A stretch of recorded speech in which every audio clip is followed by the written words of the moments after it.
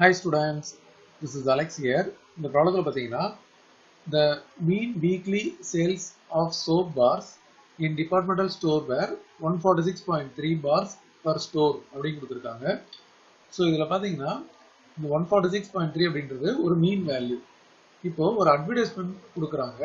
அந்த அட்வர்டைஸ்மெண்ட்டுக்கு அப்புறம் இந்த மீன் வீக்லி சேல்ஸ் வந்து in 400 stores for a typical week increased to 153.7 and இதோட ஸ்டாண்டர்ட் டிவியேஷன் வந்து 17.2. ஸோ இப்போ இந்த 400 ஸ்டோர்ஸ்னு கொடுத்துருக்காங்க இல்லையா, ஸோ என்னோட வேல்யூ வந்து 400, சாம்பிள் சைஸ் வந்து 400, அதோட மீன் வந்து நம்ம எக்ஸ் பார் அப்படின்னு எடுப்போம். அது இன்க்ரீஸ் டு 153, ஸோ 153.7 கொடுத்துருக்காங்க. அண்ட் சாம்பிளோட ஸ்டாண்டர்ட் டிவியேஷன் வந்து எஸ்ன்னு எடுப்போம், 17.2. அண்ட் ஸ்டார்டிங்கில் வந்து இதோட மீன் வீக்லி சேல்ஸ் கொடுத்துருக்காங்க 146.3, அது வந்து நியூ 146.3.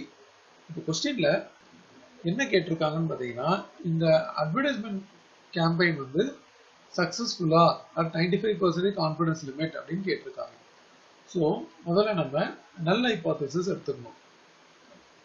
நல் ஹைபோதசிஸ் H0 அப்படின்னு எடுக்கிறோம். இதில் வந்து mu equal to 146.3.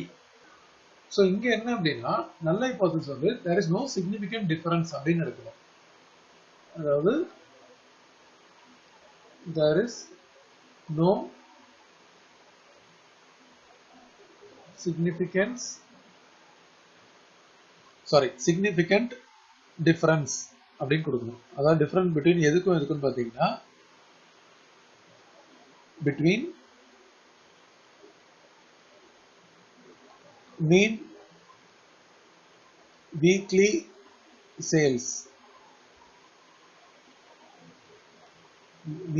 sales before and after advertisement. இதே மாதிரி ஆல்டர்னேட்டிவ் ஹைபோதசிஸ் எடுக்கணும். ஸோ ஆல்டர்னேட்டிவ் ஹைபோதசிஸ் H1, இதில் வந்து மியூ வந்து நாட் ஈக்குவல் டு 146.3 அப்படின்னு எடுக்கணும். there is a significant difference அப்படின்னு எடுக்கணும். So there is a significant difference between mean weekly sale before and after advertisement அப்படின்னு எடுத்துக்கணும். இப்போ நம்ம Z calculate பண்ணணும். Z வந்து x bar minus mu by sigma by root n. இப்போ x bar பார்த்தீங்கன்னா நம்ம இங்கே எழுதியிருக்கிறது 153.7, அடுத்தது mu வந்து 146.3. So 156.7 minus 153.7 minus 146.3 whole divided by sigma. பார்த்தீங்கன்னா நமக்கு இங்கே வந்து அன்னோன் இது கொடுக்கல, அதனால நம்ம சிக்மா ஈக்குவல் டு எஸ் அப்படின்றது 17.2 தான் எடுத்துப்போம். ஸோ 17.2 டிவைட் பை என்னோட வேல்யூ 400. இது நம்ம ஸ்டார்டிங்லேயே எழுதியிருக்கோம் 400. இப்போ இதோட வேல்யூ நியூமரேட்டர் வந்து சப்ராக்ஷன் பண்ணணும். 7.4 டிவைடட் பை 17.2 டிவைடட் பை 20. இந்த 20 வந்து மேலே வந்துடும். So 7.4 into 20 divided by 17.2. டோட்டலாக இதோட வேல்யூ 8.605 அப்படின்னு எடுத்துக்கலாம்.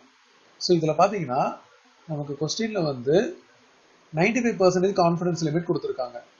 ஸோ இதோட Z ஆல்ஃபா பை 2 என்னன்னு பார்த்தீங்கன்னா 1.645. அண்ட் இன்னொன்று ஒன்று, இந்த இடத்துல நம்ம ஆல்டர்னேட் ஹைபோதசிஸ் வந்து நாட் ஈக்குவல் டு எடுத்தோம் இல்லையா, பட் இங்கே வந்து இது இன்க்ரீஸ் ஆயிருக்கான்னு கேட்குறாங்க. அதனால நம்ம நாட் ஈக்குவல் அப்படின்றத விட இது வந்து இன்க்ரீஸ் ஆயிருக்கா அப்படின்றதுக்கு இங்கே கிரேட்டர் தான் எடுக்கிறது தான் ரொம்ப கரெக்டானதாக இருக்கும். ஸோ கிரேட்டர் தான் 146.3 அப்படின்னு எடுத்துக்கணும். ஸோ இப்போ பார்த்தீங்கன்னா இந்த 8.605 அப்படின்றது கிரேட்டர் தேன் 1.645. அப்போ Z வந்து greater than Z alpha by 2 அப்படின்னு வந்துருச்சு. அதனால நல் ஹைபோதசிஸ் இஸ் ரிஜெக்டட். அப்போ ரிஜெக்ட் ஆயிடுச்சு அப்படின்னா நம்ம என்னன்னு எடுத்திருந்தோம், அதாவது நோ சிக்னிஃபிகண்ட் டிஃபரன்ஸ் அப்படின்னு எடுத்திருந்தோம். பட் இப்போ வந்து இது reject ஆனனால therefore there is an increase of mean weekly sale after advertisement அப்படின்னு சொல்லணும். ஸோ கொஸ்டின்ல வந்து இந்த அட்வர்டைஸ்மெண்ட் கேம்பெயின் வந்து சக்ஸஸ்ஃபுல்லா அப்படின்னு கேட்டிருந்தாங்க. ஸோ அதுல வந்து இன்க்ரீஸ் ஆஃப் மீன் வந்து இருக்கு ஆஃப்டர் த அட்வர்டைஸ்மெண்ட், அதனால த அட்வர்டைஸ்மெண்ட் வாஸ் சக்ஸஸ்ஃபுல்.